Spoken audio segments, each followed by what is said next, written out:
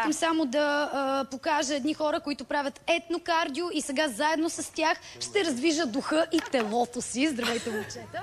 Здравейте на вас и вашите зрители. Мерси. И понеже сега това е нещо изключително ново и ще бъде демонстрирано тук на фестивала Здравей, здраве, аз ви предлагам да започнем и зад вас аз така леко ще се Не зад нас, до нас. До нас. Е, тук по средата до нас. Тренировка в танц. Готови ли сте? Готови сме, да. Ще остава тук. Пускай музиката, пускай микрофона. Я да видим.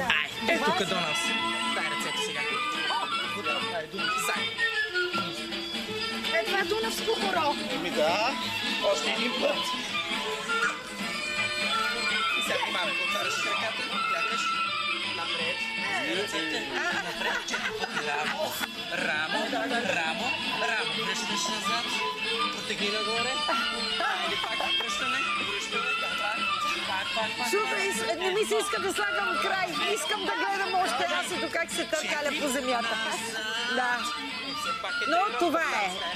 Вижте, наистина смеха е здраве. Освен, че видяхме практиките, които аз ни показах, се забавлявахме с тях, така че и отдалече ни помогна Асето да сме по-здрави. Надявам се и ние на вас, скъпи зрители.